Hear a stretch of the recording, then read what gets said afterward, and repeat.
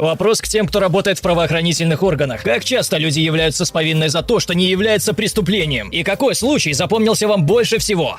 Одна женщина пришла в фойе участка громко плача, потому что думала, что проехала на красный свет. Я спросил, точно ли она это сделала, но она не могла вспомнить. Затем она вытянула руки, чтобы я надел на нее наручники. Мне пришлось объяснить, что мы не арестовываем людей за то, что они проезжают на красный. Даже если бы она это сделала, то получила бы только штраф. Как-то раз в наш участок пришла с повинной женщина, которая в автобусе сфотографировала несколько детишек, и их мама сердито на нее посмотрела. Женщина боялась, что мать детей позвонит первой, и ее арестуют, непонятно за что. Женщина, сделавшая снимки, была пожилой бабушкой, которой понравились рубашки детей. Она решила, что нужно купить такие же для своих внуков, но знала, что ни за что не запомнит, как они выглядели. Я ж мамку, однако, не удовлетворили объяснения бабушки. Полный ролик на канале Тучный Жаб. All right, everyone's presentations are done.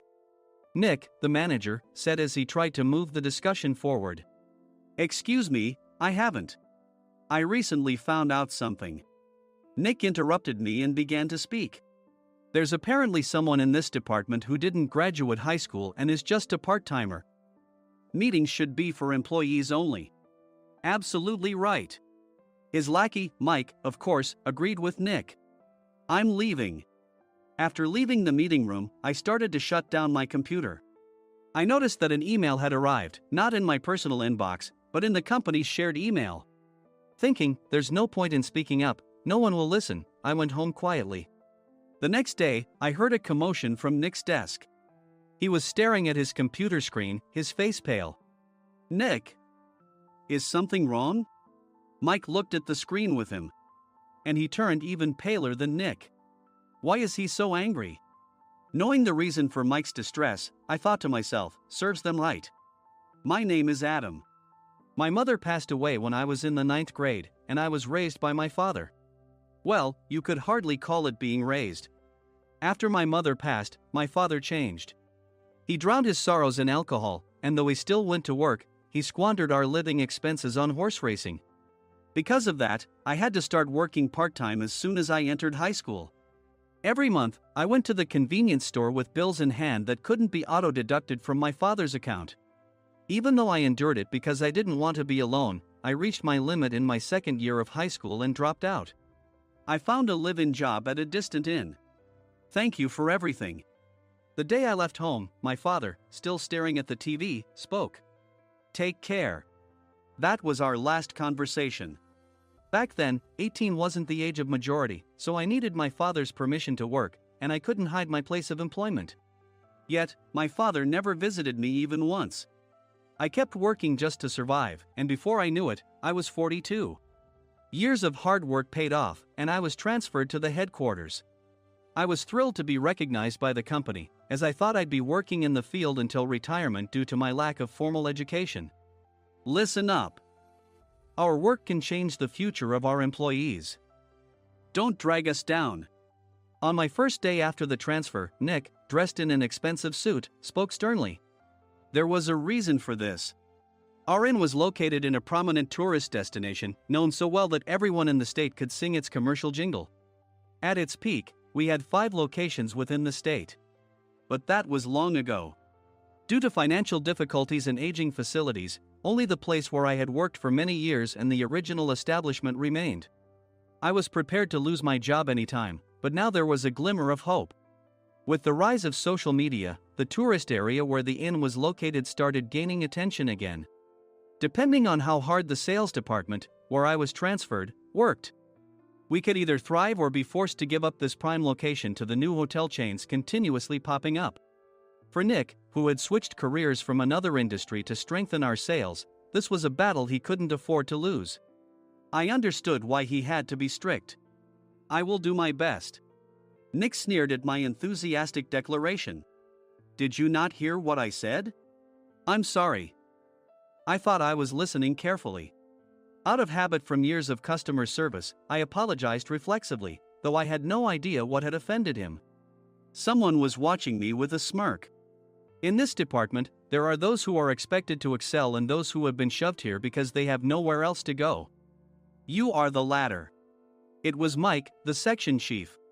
He's 7 years younger, at 35.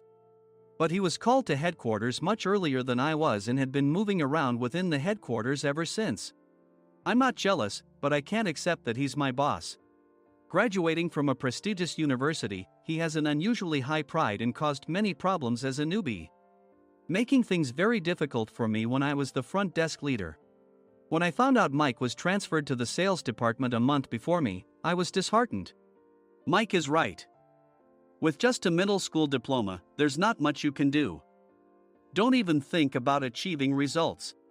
As if I didn't exist, Nick remarked, I'm thirsty. Mike eagerly ran to the coffee maker.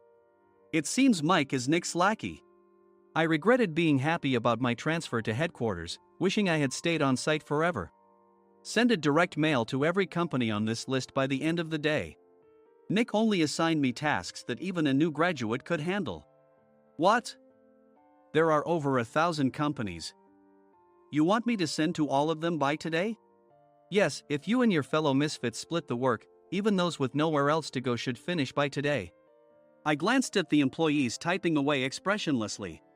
They were worn out from customer service, only thinking about leaving on time, or were women reassigned after having children, with zero motivation for work.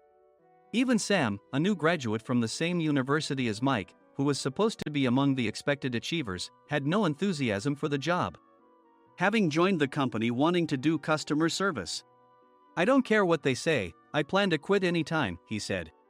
Only Nick and Mike were highly motivated, making all the decisions between the two of them.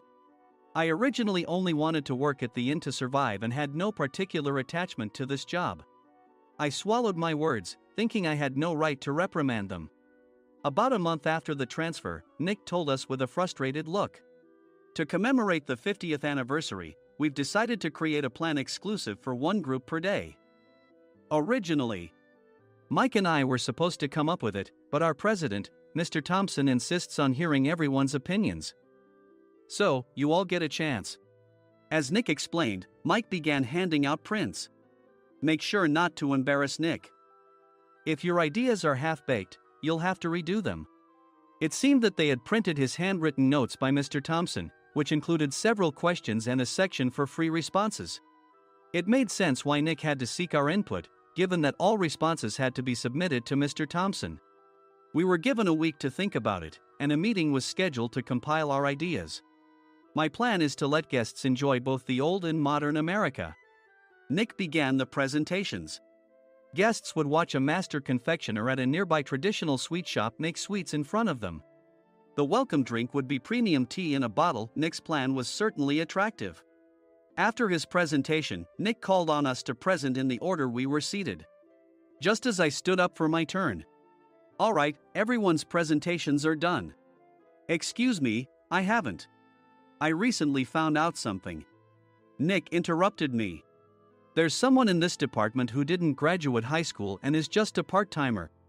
He was likely talking about me.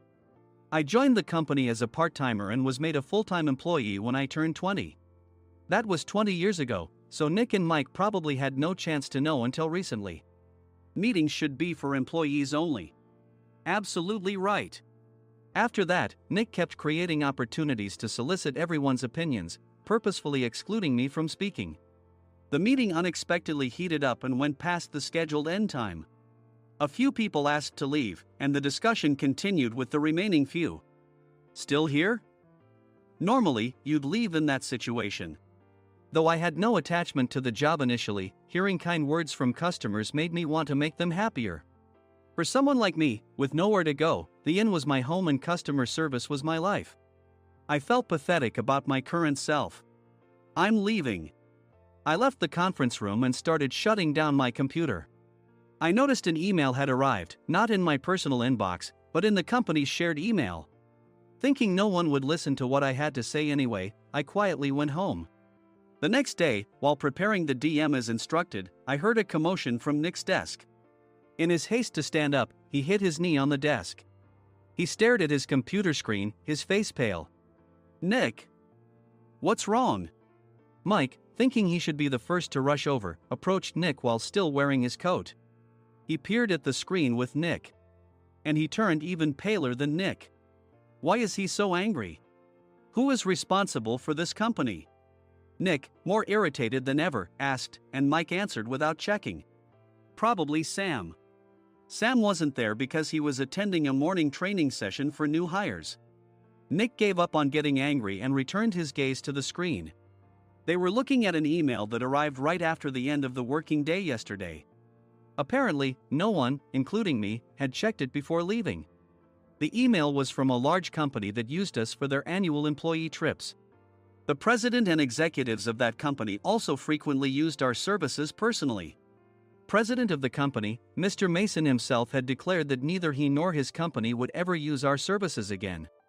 Well, some companies cancel their employee trips or stop using our services due to financial struggles.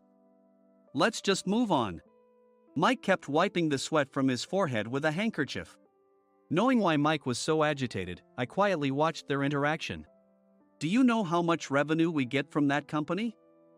We can find other guests to fill the rooms, but we'll lose the banquet costs, gift shop revenue, rental car fees, and more. Moreover, the gifts were supposed to be prepared by the traditional confectionery shop involved in Nick's proposed plan. If it's known that we incurred such a huge loss at this critical time, Nick's position in the company would be jeopardized. Nick took a deep breath, seemingly trying to calm himself. All right, Mike. Go to New York right now and apologize to Mr. Mason. What? You're coming with me, right? I have urgent work to do. I trust you, which is why I'm entrusting this to you. Please. Mike, believing Nick's sincerity, agreed with a determined look on his face, saying, yes. That's Nick for you. Even if Mike went to apologize, Nick would shift all the blame onto him if the client didn't change their mind. Well, it was Mike's fault to begin with, so it served him right. About 3 hours later, Sam answered a call from somewhere and repeatedly apologized, saying, I'm very sorry. Everyone watched to see what was happening. After ending the call, he informed Nick with a weary tone. When Mike arrived at the client's company, he only made things worse, further infuriating Mr. Mason. He was demanding, get his boss here immediately. It was no wonder Sam was exhausted, dealing with such a call right after returning from training. What is that idiot doing? All right, Adam, you're coming with me. If sacrificing Mike didn't work, then I must be next. Normally, I'd want to refuse at all costs, but I saw an opportunity in this situation. If I can be of assistance, I'd be happy to join you. I immediately followed Nick, and we flew to New York. When we introduced ourselves at the reception, it became clear how serious the situation was, as the receptionist personally escorted us to the president's office. Angry voices leaked through the door, making both Nick and me uneasy. Excuse me. I'm Nick, the supervisor. I understand my subordinate has caused you trouble, and I deeply apologize. Nick, with his experience in the corporate world, knew enough to offer an apology before excuses. However, his customer service skills left much to be desired. I sighed as I saw Mike trembling like a small dog in the corner of the room. What kind of training are you giving your subordinates? Mr. Mason glared at Nick with a red face. The intensity of his gaze made even Nick take a step back. Regrettably, I joined this company only 2 years ago and was unaware of Mike's issues. I should have identified his shortcomings sooner. Indeed. I should have realized sooner. No sensible person would come to apologize and then give a lengthy presentation on the drawbacks of not using their in. Nick froze, his mouth slightly open. Suspecting the worst, I picked up the documents that had fallen to the floor. It seemed Mike hastily prepared these documents on the plane, listing the disadvantages. Disadvantage 1: if you change the venue for the company trip, employees might suspect it's for cost-cutting reasons, leading to a negative impression. Reading it aloud half-jokingly, Nick snatched the papers from my hand and checked the contents with a furious expression. Among the stack of documents was a receipt from a nearby convenience store's copy machine. I felt a pang of dread, hoping he hadn't shown the receipt as well. What do you think he said when I asked what kind of nerve he had to do this? I'm very sorry. Faced with the dire situation, Nick must have thought there was nothing left to do but apologize. In a voice smaller than I'd ever heard from him, he uttered words of apology. He said, I'm a Harvard graduate. I don't believe I said anything wrong. Mike! What have you done? Forgetting his plan to pin the blame on Mike, Nick yelled loudly, even in front of Mr. Mason. I didn't do anything wrong. You're still saying that? Look at him. Mike pointed at me with a shaking hand. I was assigned to headquarters in my 20s and now I'm a section chief. This guy only made it to headquarters at 42. Everything I've done proves I was right. So why are we losing the contract? Having said his piece, Mike collapsed to the floor. Of course. You were sent there because you had nowhere else to go. Mike never expected to hear such words from someone he looked down upon. He lunged at me, and Nick hurriedly stepped in to stop him. Mr. Thompson told me Mike is a quick thinker, and to take good care of him. There's no way he was pushed aside. Don't make things worse here. He didn't say quick thinker, he said only quick-witted, didn't he? I don't remember that part. I recalled the many troubles Mike caused when he was a newbie. When Mike was on the front line, his pride was so high that he never apologized to customers. Customer service, especially in our job, doesn't work alone. It brings both good and bad situations. If the front staff or housekeepers made mistakes, or the cleaning company didn't properly clean a room, one had to apologize to the customers regardless of personal fault. Mike, in such situations, would never apologize, insisting he wasn't at fault. This often angered customers, and as the front desk leader, I frequently had to apologize on his behalf. He caused complaints and disrupted operations, which is why he was quickly moved to headquarters. In departments where he didn't interact directly with customers, his quick thinking was beneficial and things went well. But it seemed his flaws were starting to show. Corporate reservations are supposed to be entered into the system by the sales representative. But a quick check yesterday revealed that more than 10 items were missing from the client's reservation. The handover document clearly stated what needed to be prepared. Why didn't you enter it into the system? Why do we have to give them special treatment? Filling rooms near the banquet hall, setting up all the food in advance. Specifying the brand of wine, they're too demanding. No wonder he always angered customers, I thought, feeling a headache coming on. Grouping them in rooms near the banquet hall is for our benefit too. It makes it easier for the staff to set up beds and serve breakfast since everyone's schedule is synchronized. As for the other requests, Mr. Mason suggested them to lighten our load. I didn't know that. Nick finally seemed to realize that Mike was the one who had angered the client. What did you say to them? I just told them we wouldn't give them special treatment anymore. We shouldn't waste effort on things that don't bring in money. I was utterly exasperated at his lack of understanding of customer service. Of course, we shouldn't comply with unreasonable demands. But carrying over successful practices from past stays makes customers feel remembered and enhances their experience. Good memories encourage repeat visits. That's part of our job. I looked down at Mike, who was sitting on the floor. In our job, nothing is a waste. Mr. Thompson likely moved you to the sales department, hoping you'd finally understand this. How do you think he feels now that you failed to meet his expectations? Mike, tears in his eyes, fled the president's office. I was amazed he still hadn't apologized. You have it tough, Adam. It's okay, we're all employees of the same company. I deeply apologize for this disrespectful incident. Especially after all the care you've shown us. If it weren't for you, Adam, I really would have stopped staying here. When I heard you were moving to the sales department, I was willing to reconsider if you handled it. Seeing us talk so amicably, Nick's face contorted. Do you two know each other? Adam's service is excellent. I always requested him specifically. Normally, we don't accept specific staff requests, but we made an exception for Mr. Mason, adjusting my shifts accordingly. He had personally stayed at our hotel just before my transfer, and during casual conversation, I mentioned, I'm moving to the sales department soon. If I hadn't told him then, things could have been much worse. Please continue to take care of us. I look forward to it. On the return flight, Nick awkwardly offered me a can of beer. It's still working hours. Of course, I had no intention of forgiving him for a single beer. Nick might try to pin everything on Mike and avoid any consequences. While pondering this, a startling fact came to light. Nick, the tea bottles for the plan have arrived. I handed Nick a bottle labeled with our inn's name. They look good. What are you talking about? These are plastic bottles. I had assumed we would use the trendy, high-end bottling tea. But what arrived were ordinary plastic bottles of tea with customized labels.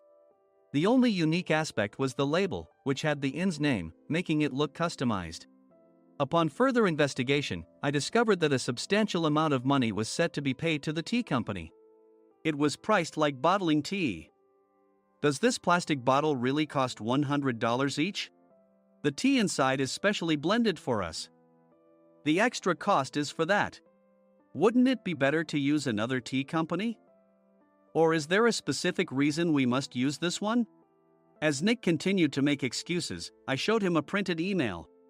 I informed the tea company's president, Mr. Mitchell, that we discovered irregular payments and he confessed. He said you two were high school classmates and planned to split the extra money. That idiot. Why did he confess? That's not important.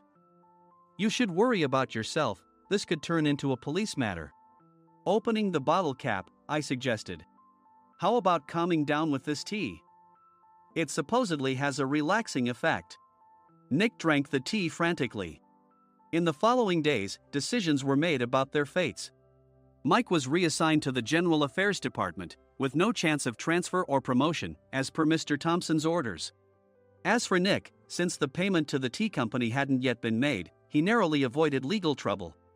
Instead, he was encouraged to leave the company, and to avoid further complications, Nick submitted his resignation. Rumor has it that connections between HR departments have made it difficult for him to find new employment. Even though it was good to have those two gone, something unexpected happened in the sales department. Everyone became motivated and united in refining the 50th anniversary plan. In the end, my plan was adopted. We collaborated with the Tourist Information Center to provide personalized guides. The plan, tailored to the number of guests, was truly special for the 50th anniversary. Hey, is Adam's family coming to stay? I immediately booked that special plan for my family. Sam noticed it on the reservation list and quickly picked up on it. Yes, I'm inviting my father. That's great. I might invite my parents too. I lacked the courage to face my father just as Adam. But here, with the confidence Mr. Mason praised, I felt ready. The 50th anniversary plan was a perfect opportunity to reconnect with my father. I hoped to bring back the days when we could laugh together as we once did.